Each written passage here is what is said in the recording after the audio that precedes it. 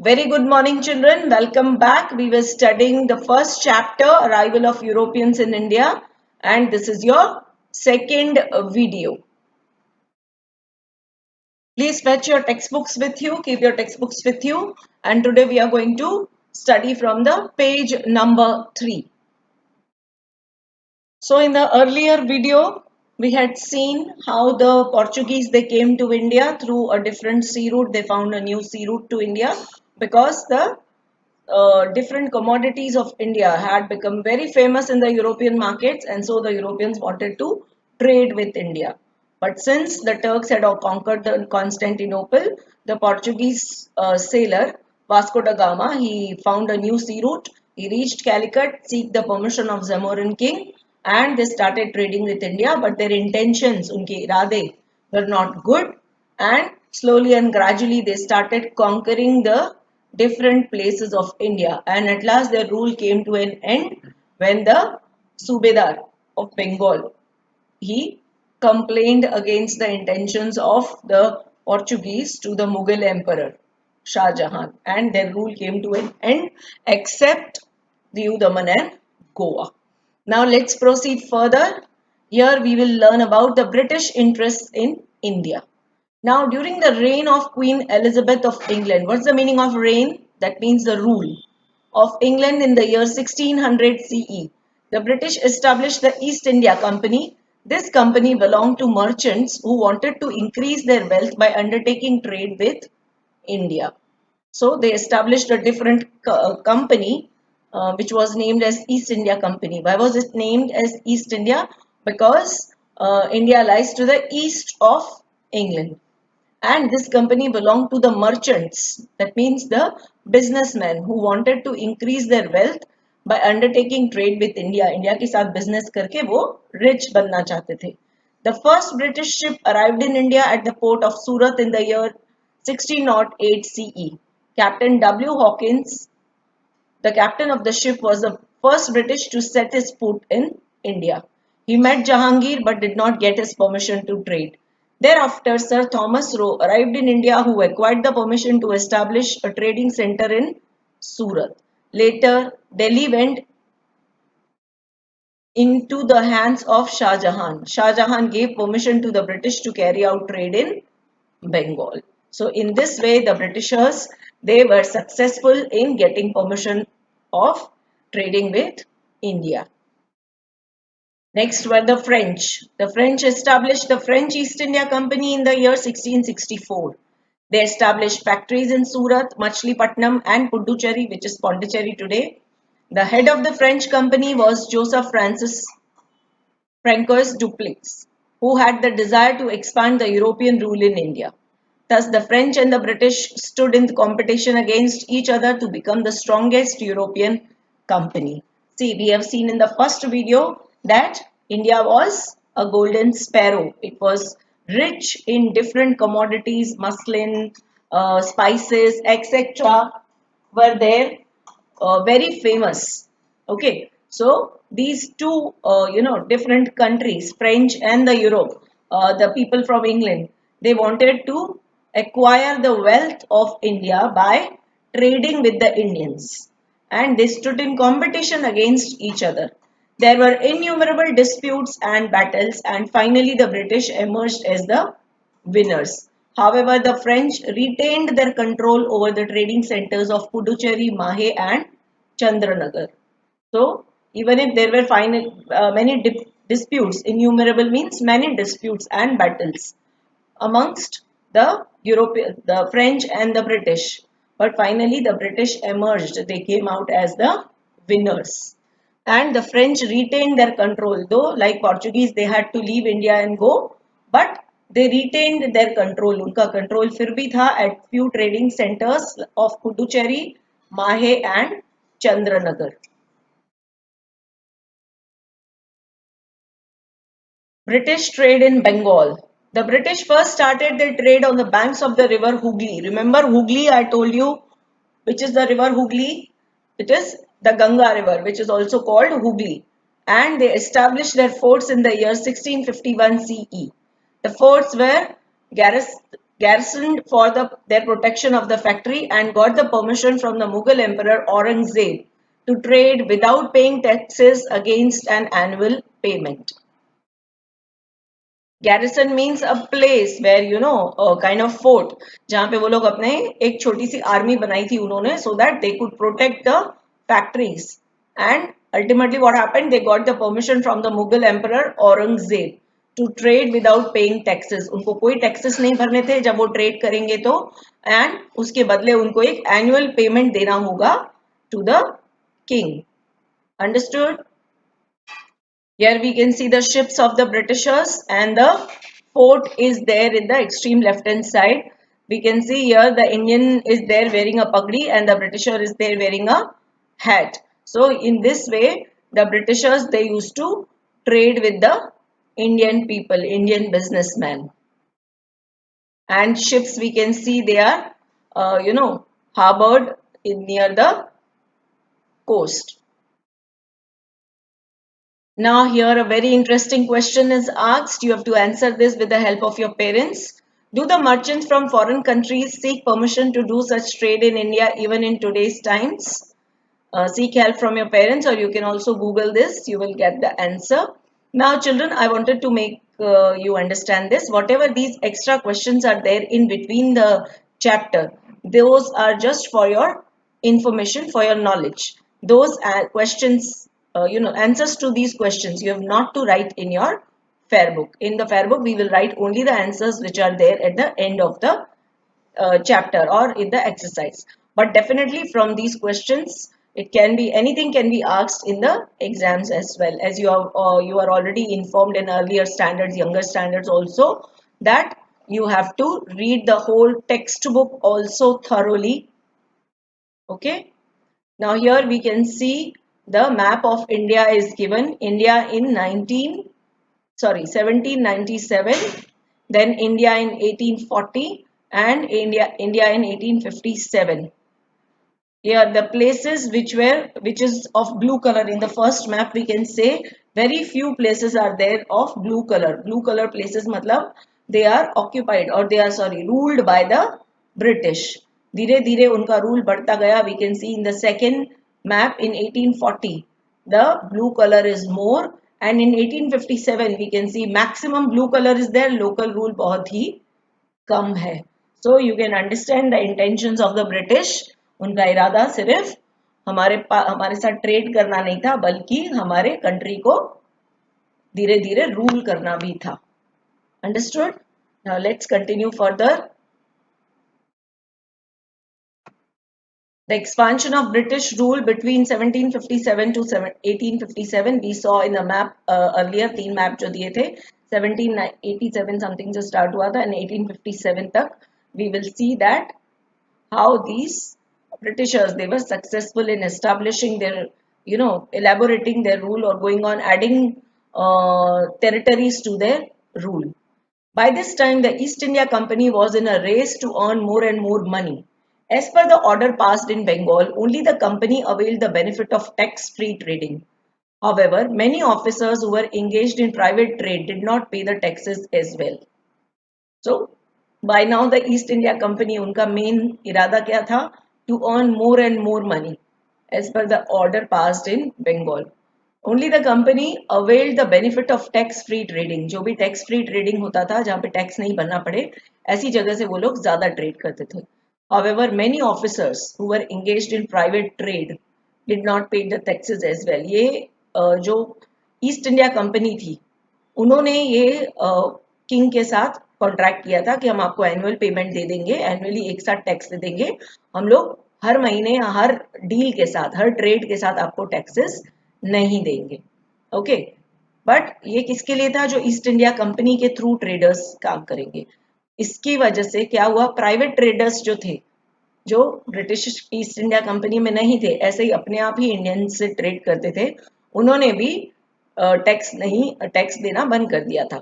As a result, the income generated from the tax collection in Bengal reduced, which in turn was opposed by the Nawab of Bengal, Murshid Quli Khan.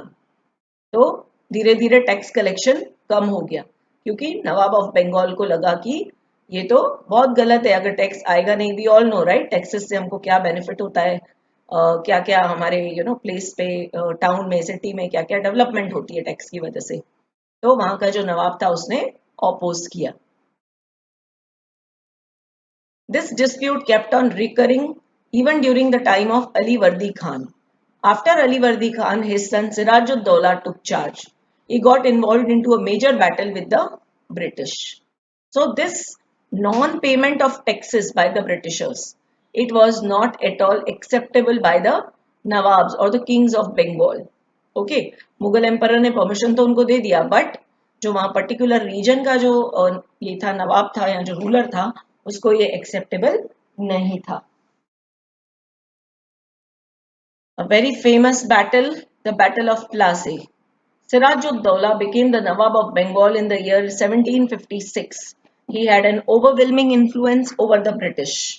बहुत गहरा influence था उनका Britishers के ऊपर, क्योंकि उनका Britishers से हमेशा झगड़ा होता रहता था. The British help the competitors of Sirajuddaula by conspiring against him, क्योंकि उनको लगता था कि सिराजुद्दौला उनकी प्रोग्रेस में, उनके वेल्थ एक्विंटेंस में हेल्प नहीं कर रहा है, उल्टा उसमें हिंडर कर रहा है, उसके उनके रास्ते का, उनके प्रोग्रेस के रास्ते का पत्थर बन रहा है. तो उन्होंने क्या किया, बाय कंस्पायरिंग अगेंस्ट हिम, जो भी उसके कॉम्पिटिटर्स थे, उसके दुश्मन थे, उनको ब्रिटिशर्स सपोर्ट करते थे, so that he would not remain on the throne of Bengal. There were frequent conflicts with the British merchants regarding the payment of taxes. When the British merchants failed to pay taxes which were applicable to both Indian and foreign merchants, the situation came to a boil. अब क्या होता था, जो Indian merchants थे उनको तो वो taxes लागू पड़ते थे, उनको तो वो टैक्सेस देने पड़ते थे, और ब्रिटिश मर्चेंट्स जो होते थे उनको वो टैक्सेस रेस्क्यू किया गया था, उनको वो टैक्सेस नहीं भरने थे. So this led to a very bad situation. The situation came to a boil, मतलब बहुत ज्यादा गुस्सा हो गए Indian traders. He ordered that the British should not fortify the factory, pay the taxes as per the rules, and trade as per the terms and conditions. So Sirajuddaulah, he was the Nawab at that time, and he ordered that those Britishers who are not able to pay the taxes, okay, they should not trade with the people of India.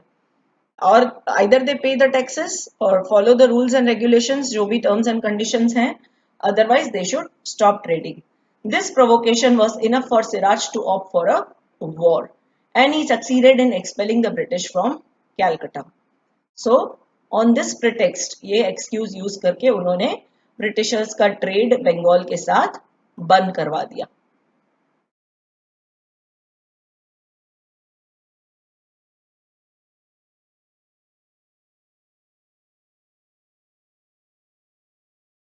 The British counter-attacked under the leadership of Robert Clive.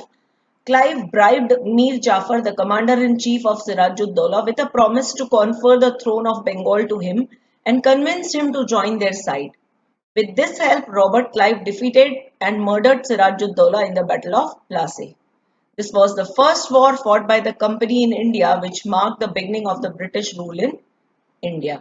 Thus, this war is considered to be a turning point in the history of India. So, the Britishers counter-attacked because Sirajuddaulah stopped them from trading with Bengals, with the traders of Bengal. The British counter-attacked under the leadership of Robert Clive. उन्होंने attack कर लिया बंगाल के ऊपर. And what did Robert Clive do? Cunning तो Britishers पहले से ही थे. They bribed Mir Jafar, जो उसका कमांडर इन चीफ था आर्मी का, सिराजुद्दौला की आर्मी का, उसको उन्होंने ब्राइब कर लिया, रिश्वत दे दिया, और उसको क्या प्रॉमिस किया, to confer the throne of Bengal to him and convinced him to join their side. उसको, मीर जाफर को बोला कि if we are successful and Sirajuddaula को हमने हरा दिया तो we will make you the king of Bengal. With his help, Robert Clive defeated and murdered Siraj-ud-Dowla in the Battle of Plassey. This was the first war fought by the company. उस war के basis पे and the Britishers were successful. This was the first war and it also marked the beginning of the British rule in India. And this war is considered as the turning point of the history in the history of India. क्योंकि ये war की वजह से ही Britishers को इस तरह से fight करने का और भी मौके मिलते गए. Now, do you know how Plassey got its name? The original name is Palasi, that is the trees of Palash or Khakhara tree. The flowers of Palash tree are saffron in color and are used in making colors for Holi. Had Sirajuddaula won the Battle of Plassey, what would have been its impact? अगर सिराजुद्दौला जीत जाते तो हमारी history का क्या change हो सकता था? Think about it.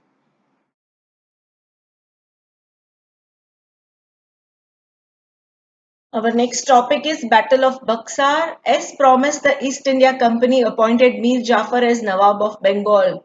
So, Mir Jafar, he helped the Britishers conspire against Sirajuddaula, the Nawab of Bengal. He was the commander-in-chief, army ka head tha, but he joined hands with the Britishers and he we can say ditched his own king.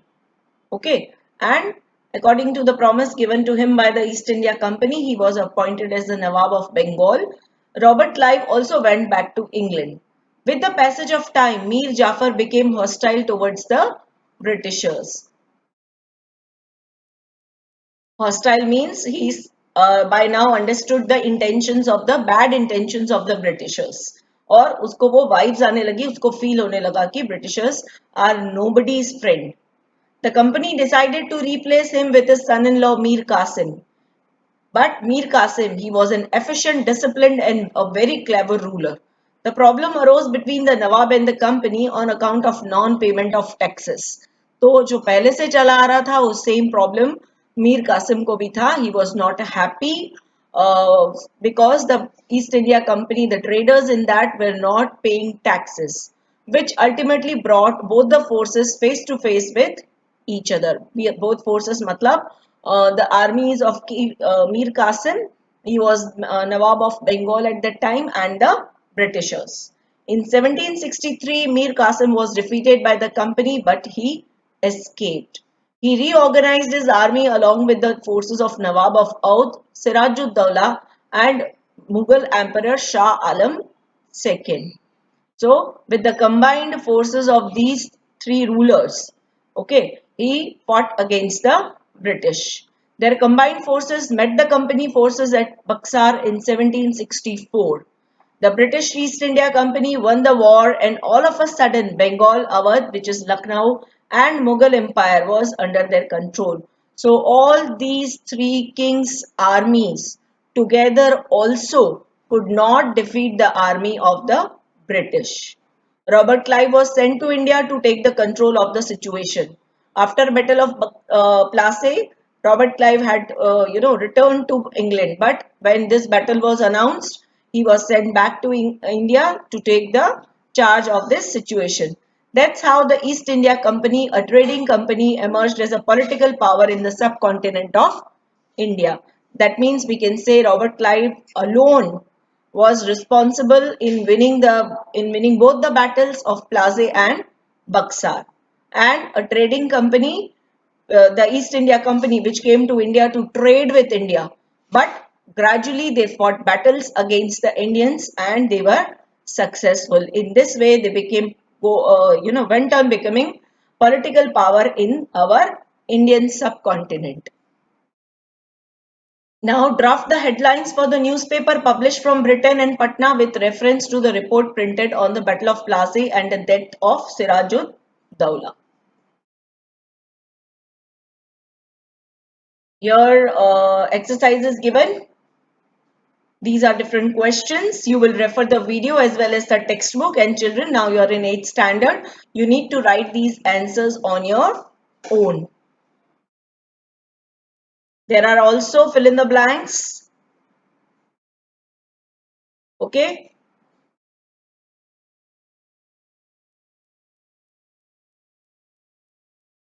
Children, apart from these questions, you have to read the textbook thoroughly. Please go through the video again and again because the question paper, as you all know, is not drawn by your teachers now. It is drawn by the government of Gujarat. So we do not, even the teachers do not know कौन से questions आने वाले हैं exam में. So you have to be thoroughly prepared, understand the chapter properly. If you have got any doubts, next day in the open house, you can definitely ask. We end our chapter here. Stay home, stay safe. Thank you, children.